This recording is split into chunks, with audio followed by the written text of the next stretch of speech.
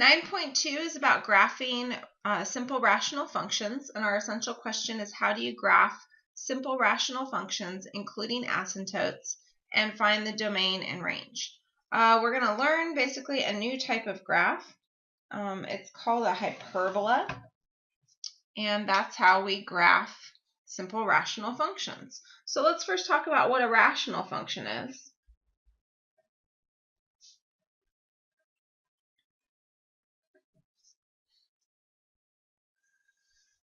So a rational function is basically where you now have a function in the form of a fraction, right? A rational number can be a number written as a fraction.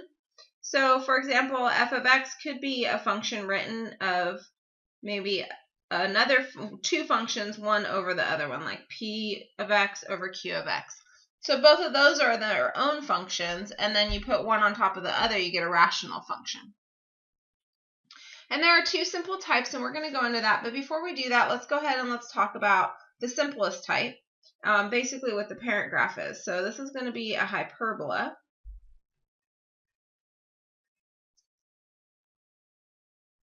And your parent graph, or your parent function, would be 1 over x. Or in other words, maybe, well, no, let's just go ahead and we'll use this one at first. Okay, so I'm going to graph this one with you. And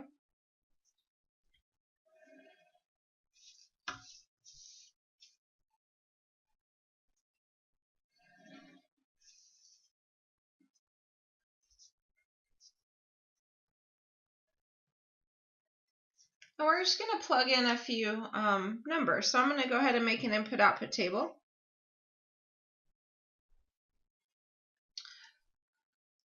So plugging in, for example, -2, I get -1/2. Plugging in -1, I get -1. Plugging in 0, well, you can't divide by 0, so you get undefined. And then we'll do 1 and 2. Plugging in 1, I get 1. Plugging in 2, I get 1/2. Okay, so here's what this basically looks like. So, let's see, I said I'd go to -2.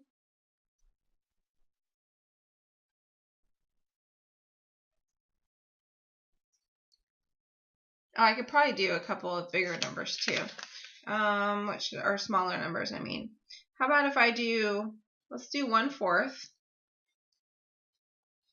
Well, 1 divided by 1/4, we don't divide fractions. We have to multiply by the reciprocal, so that's going to give me 4. And how about if I do -1/4?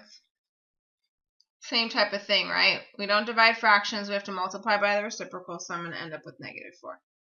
Okay, so that'll give us a little bit more information on this. All right, well, first of all, 0 is going to be undefined. Okay, let's see. So at 1, I'm at +1. And at -1, I'm at -1. Now at -2, I'm at -1/2. And at +2, I'm at +1/2. At 1/4, so if this is a half, here's 1/4, I'm at +4. And at -1/4, I'm also going to be down to -4.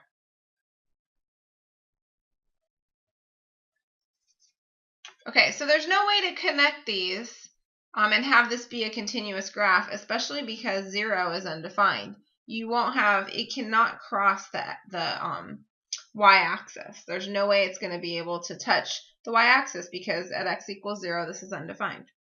Okay, so our graph is going to look something like, it's going to have 2 branches. That just looks like an exponential decay, and it shouldn't be going into the y-axis. This is going to be our asymptote. And on the other side, it's going to basically do the same thing. Okay, again, it's asymptote. It's not going to touch the y-axis. It's also not going to touch the x-axis. Okay, so you have a horizontal asymptote. So the x-axis is the horizontal asymptote.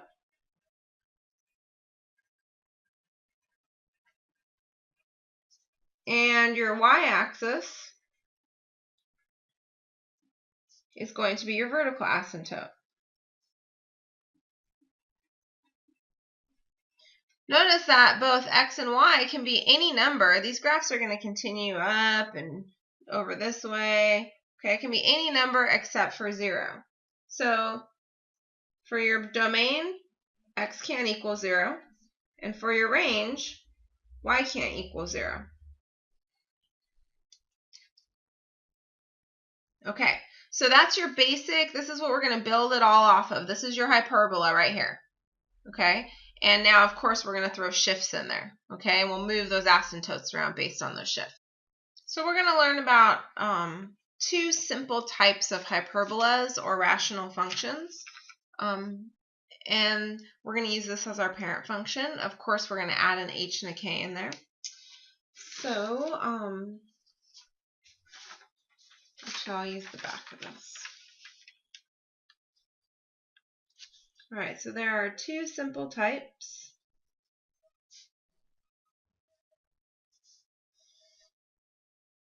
So the first type gives you a function like y equals, and you're going to have some constant, which is just a number, there's no variable in it, over a linear, which means your x only gets up to x to the first power. Okay, so the general equation for that is going to look like this. You'll have some a, again, that's going to be your constant. Okay, so it'll just be a number without a variable over some kind of linear equation. Now, you'll have an x in there, and there may be a horizontal shift, so you might have a minus h, and there also may be a vertical shift, so you have a plus k. All right, so where are your asymptotes going to be located? Well, your parent graph, remember the asymptotes are the x and the y-axis. Okay, so they're going to move with h and k. Okay, so your horizontal asymptote, like if you had plus 2, it would shift up 2. Okay, and your vertical asymptote, if you had like x minus 3, it's going to shift to the right 3, just like we're used to. Okay, so your vertical asymptote is going to be found, basically just set x equal to h. And in order to do that, remember you need to do x minus h equals 0. Okay, and then your horizontal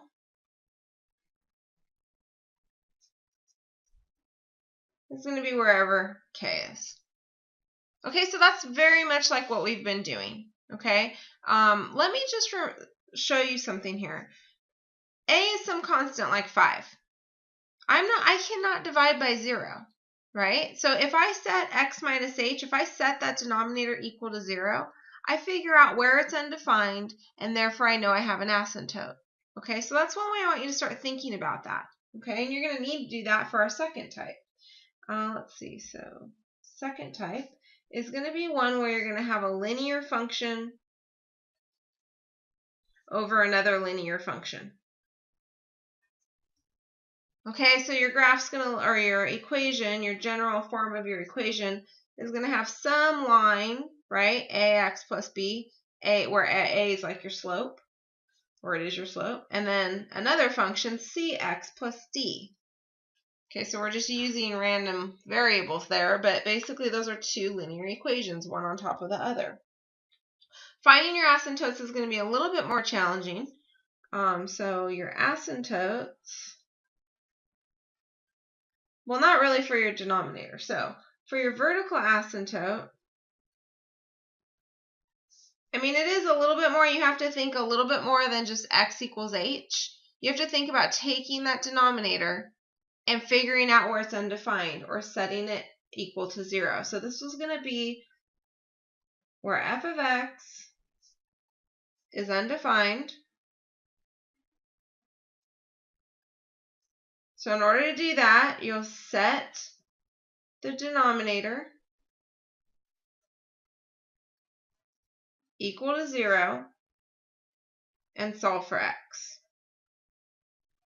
But you're not doing anything differently than what you would be doing here. It's just that we have kind of a shortcut when we think about h.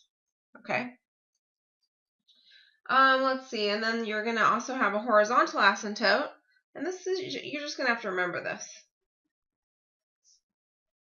Oops, I won't put asymptote.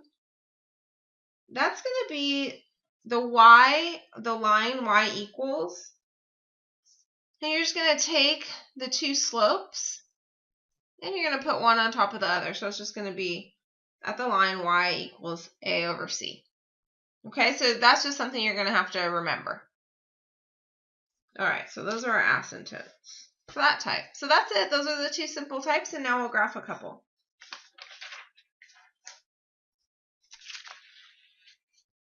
Okay, so first one. Example 1. We're going to graph, and then we'll need to state the domain.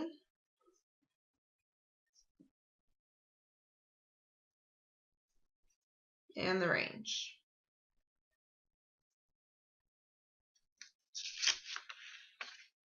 Okay, and the one we'll start with, A, is going to be y equals negative 2 over x plus 3. Oh, plus 1.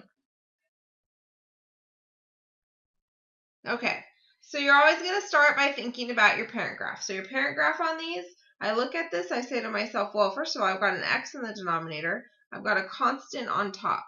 Okay, so I know that this is going to be a hyperbola. Okay, so I know it's going to look something like this.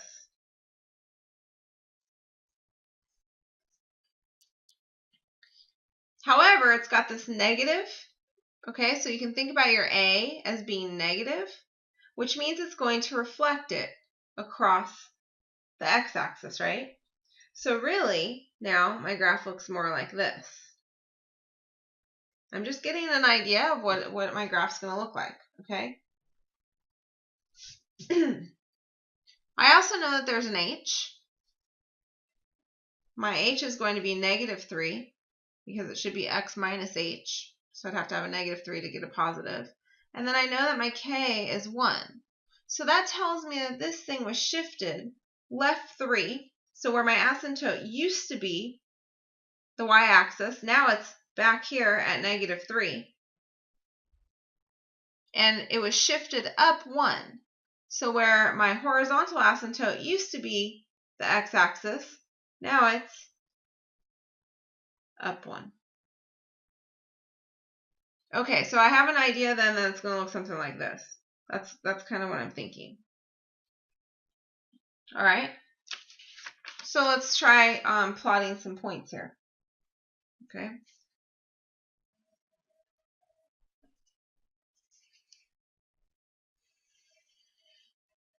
So like I said, I thought it was shifted 3 backwards. I'm going to go ahead and plot that. That's my vertical asymptote. And then I also think it's shifted up 1.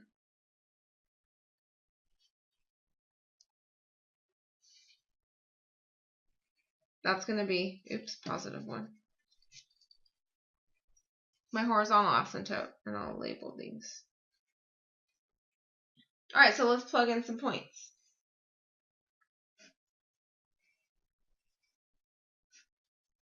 Okay, so first of all, well, let's see, I can actually plug in 0, can't I? So when I plug 0 into this, I get negative 2/3 plus 1, which means I'm really getting 1/3. Okay, what else can I plug in here? Why don't I go ahead and go to the left here? So if I plug in negative 1, well, that'll give me negative 1 here plus 1 will end up giving me 0. Why don't we always also plug in negative 2? Plug in negative 2. You're going to have, let's see, negative 2. This is going to give me positive 1, so I'm going to get negative 2 plus 1 is going to give me negative 1. Let's see, why don't we go to the left of our vertical asymptote? We can plug in negative 4, and why don't we also plug in negative 5? Okay, so plugging in negative 4, Let's see, -4. It's going to end up giving me 3. And then plugging in -5, I end up getting 2. Okay, plotting these points. Let's see. At 0, 1/3, it's about here. -1, 0. -2, -1. -4, I'm up at 3.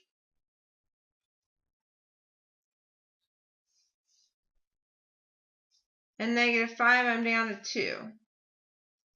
So does that kind of look like what we said was going to happen? I was going to have a piece down here and a piece down here. So I'm in quadrants 2 and quadrants 4. Looks like that's what I have. So I'm going to go ahead. I can plot more points if I want, but I realize that it's going to approach the asymptotes. Both asymptotes, not going to touch them though. And then the same thing over here. So as long as you give me a couple points that you figured out, we should be good on each of these branches. Okay, we'll call those different branches. All right, let's do one more. We'll do B.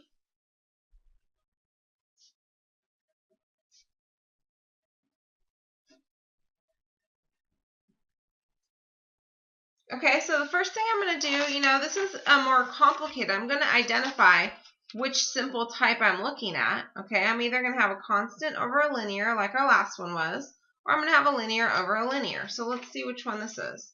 Looks to me like I have a linear equation over a linear equation, right? Both of these, think of like y equals mx plus b. They both fit that format. Okay, so that means that in order to figure out my asymptotes, I have to do a little bit more math. So my vertical asymptote,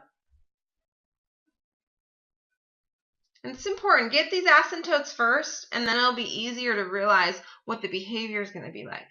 So my vertical asymptote is wherever this denominator is equal to 0. So I just take the denominator and I set it equal to 0. 2x minus 4 equals 0. That's where it's undefined, right? So I'll add 4 to both sides, divide by 2. So I know that x equals 2, that's going to basically be my vertical asymptote. And then to find my horizontal asymptote, and again, I'm just following these steps that we outlined underneath asymptotes for the linear over linear, right? So the vertical, I set the denominator equal to 0 and solve for x. Horizontal, I just take a over c. So basically, I take their two slopes. Okay? So the horizontal asymptote is going to be 1 over 2. All right, and then I'm going to go ahead and graph that. So I'll start by graphing those asymptotes, getting an idea of where my branches are.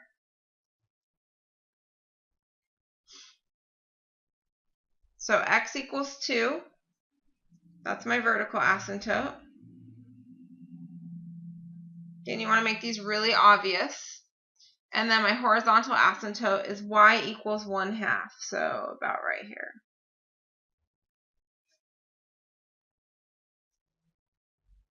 Okay, so I don't see any negatives happening. So it means that my branches are going to be in the same places as my 1 over x.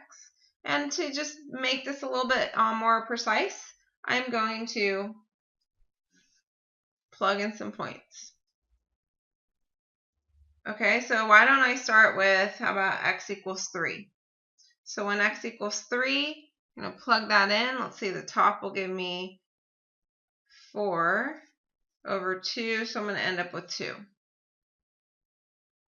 Plug in, how about we go to the right a little bit more, and we'll do 4. So plug in 4, I get, would be 5 over 4, so about 1 1/4. Okay, and then I want to also do on the other side of the asymptotes. So maybe I can plug in, how about 1? Plug in 1, I get 2 over, it looks like if I plug 1 in there, I'll get -2, so that's a -1. Let's see, how about if I do 0? So plugging in 0 here, I get a 0. Oops, sorry, I get a 1, not 0. 1 over, plugging in 0 here, negative 4. So it looks like negative 1/4. And then how about we just do one more over on the negative side. We'll plug in negative 1. So plugging in negative 1 gives me, let's see, it looks like a 0 up top, so I can stop right there if my numerator is 0. All right, so I got some good points. So starting at 3, I'm going to go up to 2.